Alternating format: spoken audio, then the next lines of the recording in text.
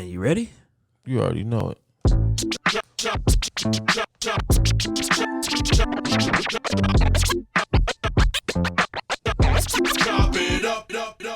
Yes, it is your main man, Anthony Smith, and I got my main guy right here. Yo, P in the building. You already know what it is. This is Chop It Up, your weekly dose of what it is behind the camera with us, man. Two dudes trying to get it from the ground up. Man, what episode we on now? Man, I think what's this, 5? No, this is like 6. Is it? This is 6. This is 6. Oh, damn. Hello. Well, as y'all can tell, whoever can see this, I don't give a fuck no more. You know what I mean? This dude over here looking, let's just give the backdrop of the story. So I hit Ant yesterday like, yo, man, we gonna shoot tonight? What's up? And he's like, yeah. So I was ready. I just fell asleep. So I'm blowing his phone up like, what's going on? What's going down? I just knew. Just come up over here. Listen. He was knocked out on the couch. Listen. So he's straight over here with bedhead. Hey, it's about to go down. It don't matter, man. We all family here. Chop it up. You know how we get down. Today we getting down to the nitty gritty, and you know I'm like my man Academics. If y'all don't know who that is, check him out on YouTube, man. That's my guy right there. Academics, what's up? Anyways, we pocket checking, baby. Today we talking about the monies.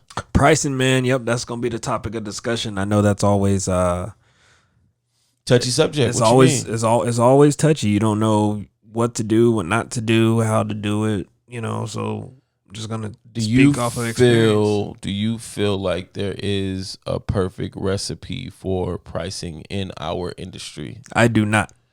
I feel the exact same way. I feel like if you only set it to one price or one formula, it's like you're shooting yourself in the foot either way. Either you're going to shoot the customer in the foot or you're going to shoot yourself in the foot. Either way, somebody's going to lose in that type of formula. Okay, so I got a serious question for you. How'd you price Nike, nigga? Man. I'm just saying. You see how this guy is? Hey, that is a major... Mind your damn business. That's how I priced him. Company. When somebody like that gets in your DM, your email, your phone, anyway, anyhow, and they are looking for pricing, do you just automatically knock them over the head because you know that they write big checks? You know, I heard what LeBron got paid. What P get paid? Nah, man. I mean, you got to be real about the situation. I ain't LeBron. I'm just another person that is trying to hustle along right with the next videographer. So it's like with that situation, it was like I can go in there and try to be greedy and not get booked because there's somebody I'm battling with folks in LA. There's people just as good as me, if not better, in LA that'll do it for a lot cheaper. You know, so you definitely gotta watch what you're doing when it comes to that, because you don't want to overshoot, but you don't want to undershoot yourself to where it doesn't make sense to be there. Right. So for me, I'm basing it off of quite a few different things. And the main one is how much time they've put into getting this gig together. Weddings are automatically going to be more. It's a year out. There's so much more planning, time, everything goes into it. My price is based off of what's going into it. If my homie calls me up today and he's like, hey, Ant, let's go shoot a music video, odds are he just woke up this morning and want to go shoot a music video. You know what I mean? So it's on me to decide, okay, am I going to knock him over the head and get him for $1,000 or $2,000? Or am I going to go out here for a couple hundred, have fun with the homie, and make something great that I'm going to be able to share on my social media? He's going to be able to share on his social media that could potentially turn to something else. Now, if he called me and he said, hey, I got hair showing up at this time, I got makeup showing up at this time, I got the models coming in at this time, we're going to do this location, we're going to do this location, what time can you be here? Now we're talking about a whole different price. Right, because now it's going to take a whole lot of more time. You know, that's realistically how I kind of base my pricing off of, is how much time is it going to take me to shoot it?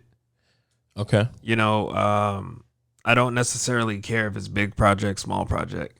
If I can do it fast, or if I can shoot it good, if you can work with me ahead of time so that we're organized and we can knock it out, cool. I can shoot you a lower rate because you're meeting me in the middle at that point. Now, if I got to come in there and I got to start directing and I got to start doing this, I got to make sure we got that and this and this and this and that. No, I'm doing more. That I'm not just I'm You're a not one just man shooting, band. right? You're not just DPing. You're everything. You're doing the lighting. Right. You're doing the sound. You're finding the location. You're finding the location. You're telling them what colors You're to the wear. director. You're right. the DP. Like, you're You wear everything. all of these hats. So if you want me to show up and you just want me to DP, director of photography, that's just the guy who's controlling the camera. For those that didn't know, that's going to be a completely different price than if you want me to come and basically do everything from the ground up or hire everybody. Because there's been times that P has hired me as his DP. I've hired him as my DP. Right.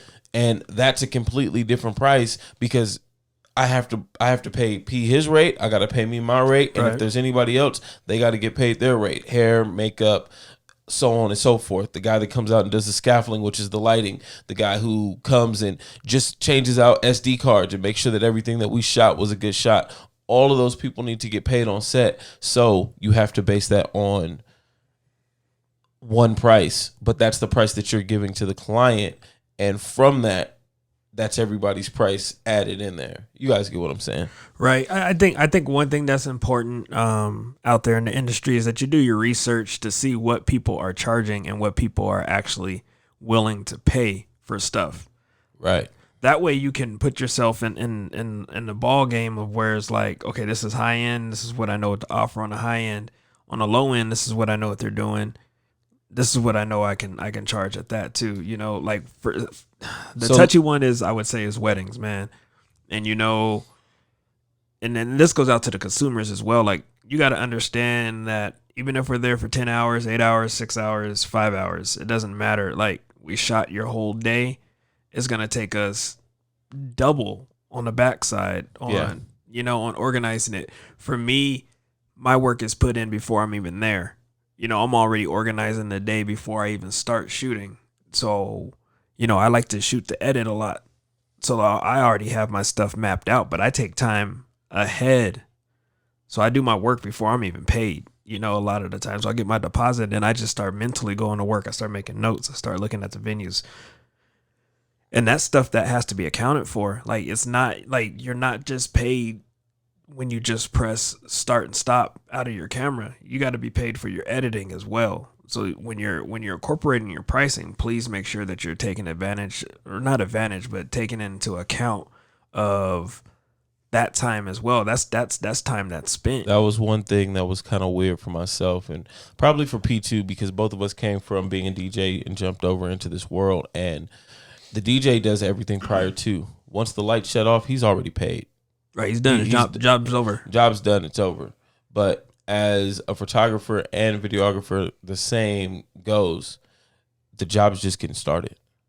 You've created those dope images, but now you have to get them into the computer. You have to edit them. You got to export them. You got to go back and forth with clients on the photo side. Sometimes they're going to want a photo book. Sometimes they're going to want to look at the photos and be picky. On the video side, the same thing goes. You may get everything perfect, send it out, and the bride might think she looks a certain way in a shot. She's like, ooh, could you take that out? Now that's something else that you're going to have to go back in, re-edit, re-export, and send it back, see if she approves. Then once it's approved, export it, and then the job is done before you can go on. So account for that time. 100%. So I think another way to kind of get around, because you know it sometimes it is uncomfortable talking numbers with people. That's just the real Nature of the beast. Right. So one thing that I've learned to do, and it makes the playing field even on both sides. Ask them what their budget is. How much you looking to spend, and then you're able to rebuttal like, okay, for that amount, this is what I can give you. Yes. So that way you don't have to worry about. If they want it all, if they want it like fireworks and stuff like that, and you're not, you know, that budget isn't firework worthy, at least you don't have to reject the gig 100% because now you know what to expect based off of their budget. Now you're meeting in the middle somewhere, you know, and it just makes it a lot more comfortable to talk about money, because you know that it's always uncomfortable when you throw, especially when you start getting in these bigger budgets. You're usually in a bidding war at that point.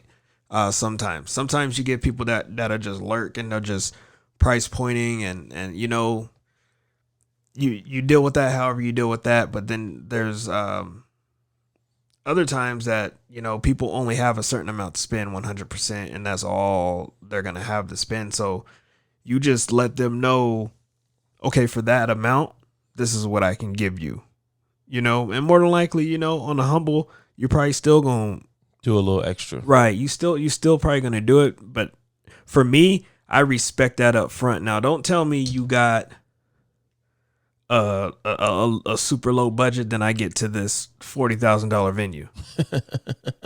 Like, nah, man, like that ain't, you know, that's just not a fair trade. Like, you telling me that you're gonna pay to rent these tables, like you're gonna pay more to rent tables than you are for me to film? Nah, bruh. Like, I don't care Yeah. about them tables. I agree.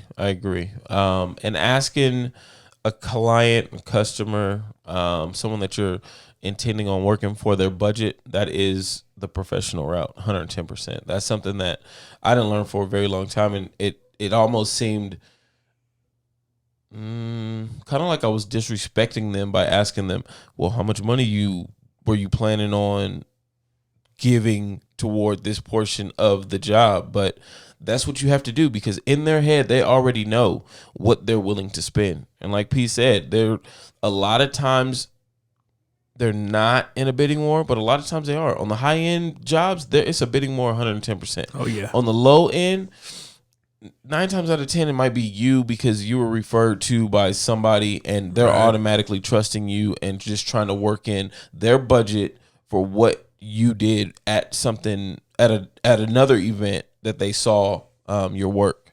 So it's rough, man. It's rough. I would for sure ask them what the budget is, for sure, off tops. But I'm going to take it all the way back. I'm going to take it back to you just getting your camera, you just getting your gear, you getting out there, you getting your feet wet. You've already done a couple gigs. People are now starting to contact you rather than you contacting them, but this is still a part-time thing for you. Multiply what you make at work by 2.5, because that's the amount hourly. So if you're making $30 an hour, you're going to charge them $60, $75 an hour. And that's right in the ballpark of, if you can Google what videographers' rates are. They're anywhere from 75 to 150 an hour off top. $75 an hour. That's going to be your starting rate, because a lot of people just want to hear an hourly rate. They don't want to hear a total. For some reason, it just clicks differently in different people's brains, and they want to hear an hourly rate. So you make $30 an hour at work. It's going to your time, your equipment, your expertise is where all of that extra comes into play. Now, you can charge them the same $75 for 8 hours that it took you to shoot it, and then another $75 for the 8 hours it took you to edit it. That's going to be completely up to you. But that's where you get your hourly rate from if you're kind of stuck and trying to figure out the math. Yeah, I personally don't like throwing out hours, you No. know, because this is what I explain to clients is, if I charge you hourly, then You're going to be looking at the clock. right, and that's what I don't want to do. Like, I want to come up with a flat rate, and more than likely I'm going to take the L. Yeah. Every single time, because it could take me 2-3 days on you know, on a project, and you'll never even see that I worked over the quote unquote hourly, you know. And at that point, then I'm like, what do? Do I call you and say, no, you owe me some more? No, man. Like, And wait, and then on P's standpoint, what if you're just a fast ass editor? I think if you're a fast editor, That's no. That is a plus on top of a plus. That you shouldn't be knocked for being a fast editor. that's exactly what I was gonna get into. Like, It doesn't, like, your Right. your quality isn't going down because you're fast. It's not my fault that I know the shortcut keys and I actually took the time to learn the program, and I shot the way that I needed to shoot. So when I come in to edit, I can get in and out. That Right. shouldn't have anything to do with it. So when you get your project right back, don't think that P didn't or I didn't spend as much time on it. It's just that we know what we're shooting for and exactly what we're doing. Some people are just getting used to editing. Some Right. people don't even shoot and edit. They just shoot. Right. And then there's a whole nother guy that looks like P that all he does is edit. Right. Right. So don't knock yourself and don't cheat yourself is what I was trying to get around to just because you're a fast editor. Don't get in there and get lazy with it. If you did everything that you were supposed to do and it took you 2-3 hours to do it, great. Now they're happy. They got the whatever it was that you shot for them. Obviously, they got it back within the same day. So they're super stoked. But now they're looking at the price like, why did he charge me so much? It kills me sometimes when you go out and you do something and they say, wow, it's only a minute long video. Oh my God. It's only 30 seconds. Get out of here with that, man. And Like- the only thing that I refer to every single time is the Super Bowl. When you see those 20-second commercials, Right. that just cost Pepsi $15 million. Right. Right. It takes it's a lot. But it of was work. only 15 seconds. So that's what you're telling me, right? So it's based off of time. No, it's not based off of time. It's based off the quality and also what it's going to do for you and where it's going to go. The other thing is, if you got a crazy social media following, don't just post the stuff up. Charge for that. Because that's giving that company exposure through individuals that they didn't have exposure to before. You got to charge for that. Once you're trying to get your stride, you're trying to get everything going, of course you want to post all of your work, you want to tag everybody, but at a certain standpoint, it's going to come to, now you want me to do what? Like, I'm telling you, I got my boy that I work with, George. Listen, if he takes a photo of your dog, that's one price. If he's going to take that photo and post it on his social media just due to how connected it is, that price doubled. Right, because he's automatically handing you clout. Automatically. Like your product's automatically gonna blow up, and that's a point that I wanted to jump onto. Is it's not necessarily with the George factor, but it's kind of knowing your worth.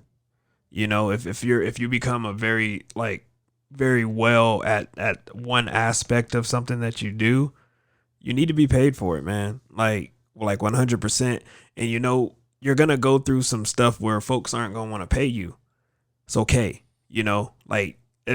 at some point, once you start building and you get your clientele stable enough, you're not even gonna have to worry about that no more, because people are just gonna respect you. I don't argue over pricing at all anymore. People ask me, how much it's gonna charge me? Oh man, good looking on the price, man. And that's the kind of relationships that I love to build. I'm not, I have the same conversation with everybody. I'm not looking to knock anybody over the head to get rich off of one gig, because more than likely I'm not going to be able to do everything in my full potential by only shooting with you once. I need some more shoots, so when I go to pricing, I keep that in mind. Like, man, I want them to come back. Yeah. Because you can get one gig, that's cool, whatever. Go ahead and get your 1W. But what happens if it's an annual event next year, and you help blow that venue up? Yes. And now you get underbid and somebody takes your gig. We had that happen to us. Yes. We help blow a venue up, and we got without saying it too foul, but we got shitted on 100%, man. And it wasn't shitted on by. It wasn't that our work didn't hold up because our work was better than, but some owners are cheaper and don't want to pay for the quality. And we got called back the following year after that, and neither one of us returned the phone call.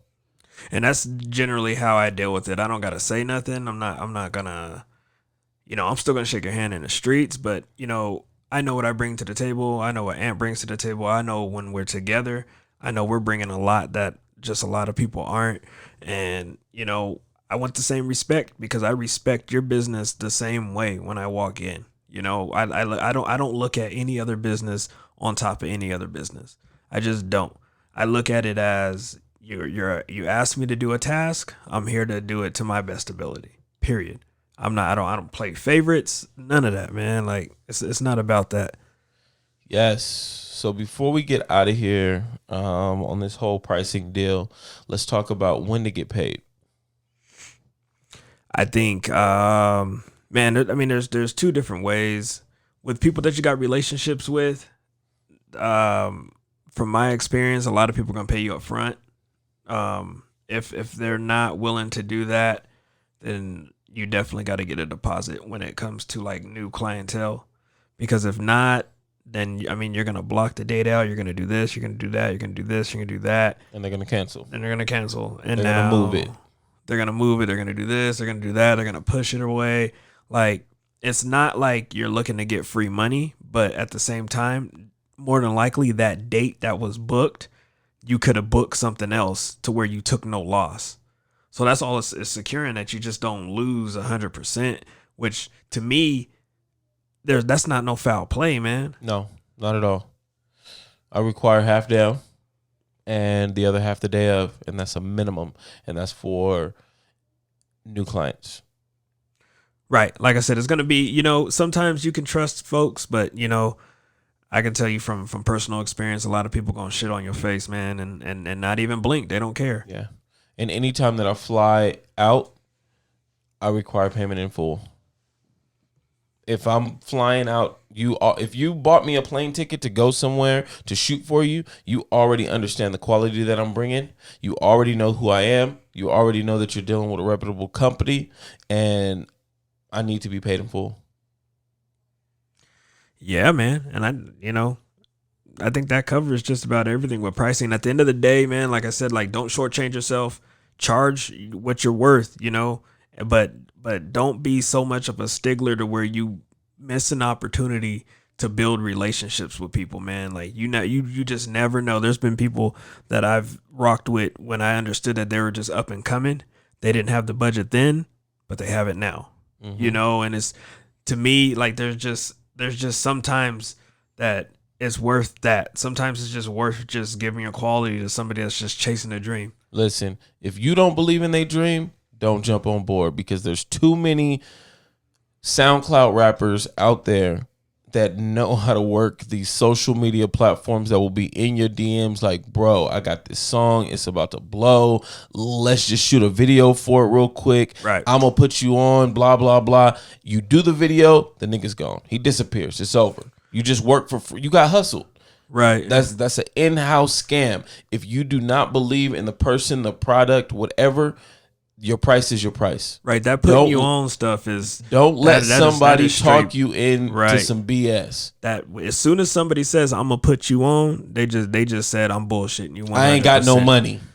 Right. Well, it's not even that. Like, they just don't. I don't want to pay you for your work. I'm gonna put you on. That's what it means to me. It may mean something different to P, but nigga, I'm gonna put you on in my inbox. I'm laughing at you. Hey, somebody done told this dude that phrase too many times. You over here. Period. Nigga, we gonna be on. We gonna nah.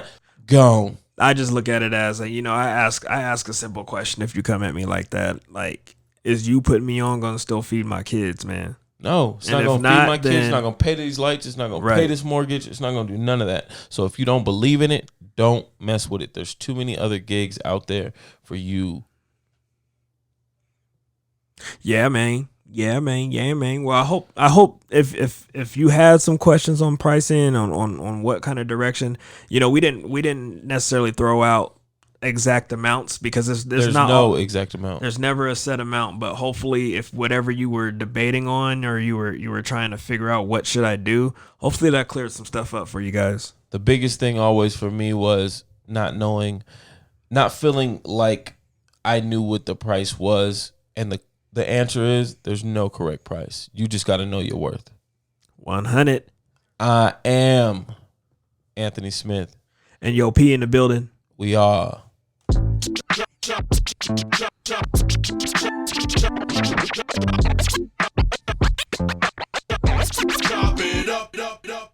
Get your money up. Hey, this dude over here, man, he's something else.